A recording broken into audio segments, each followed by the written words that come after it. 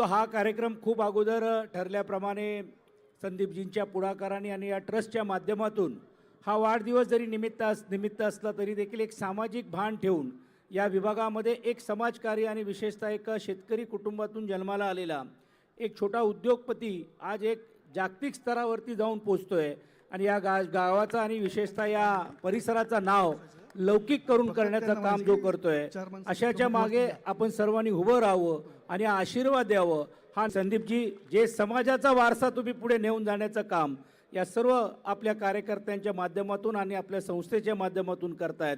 तुम्हाला लाख लाख शुभेच्छा तर आहेतच आहेत, कारण स्वतःच पक्षाचे आपले प्रमुख आज ज्या अर्थी तुमच्या मागे उभे आहेत, पण हीच काम आणि कार करत असताना काका चव्हाण असतील, आमच्या दुसऱ्या भगिनी असतील, अनिताताई असतील, यांना सोबतीनं घेऊन निश्चितपणे या समाजकार्याला तुम्हाला यश या पुढच्या काळामध्ये मिळाल्याशिवाय राहणार नाही हा आत्मविश्वास या निमित्ताने मी व्यक्त करतो।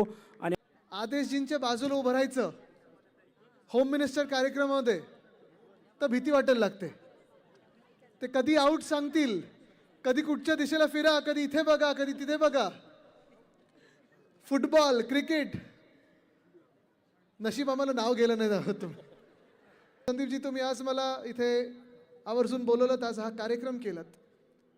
अनेक दिवस मी आपल्या कामाबद्दल ऐकून आहे, जे आपण संस्थेच्या मार्फत कामं करता, लोकांची मदत करत असतात, आणि हेच नेहमी आपल्या पक्षाचं असेल किंवा माझ्या आजोबांनी जे एक ब्रीदवाक्य दिलं की 80% समाजकारण 20% राजकारण, आणि 20% राजकारण करून जेव्हा जेव्हा आपण सत्तेत बसलोय तेव्हा आपण 100% समाजकारण करत राहा, हेच मला वाटतं तुम्ही ध्येय हे पुढे नेत आलेलं आहात। म्हणूनच आज मी आपल्याला शुभेच्छा द्यायला आलेलो आहे। आपल्या वाढदिवसानिमित्त आज जो कार्यक्रम करत आहात, खरोखर आले इथे जाणवतं की हे सगळ्या लोकांचं प्रेम आणि आशीर्वाद तुमच्या सोबत आहेत, आणि म्हणूनच सगळे इथे आलेले आहेत, हे इथे आले तर जाणवतंच।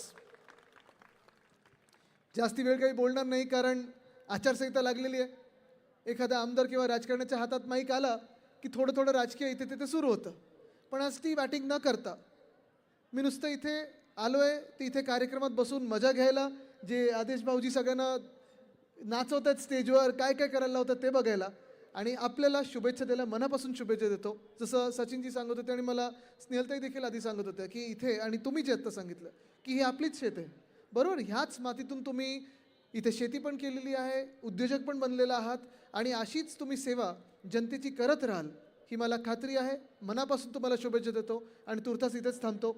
धन्यवाद। जय हिंद, जय महाराष्ट्र, वंदे मातरम।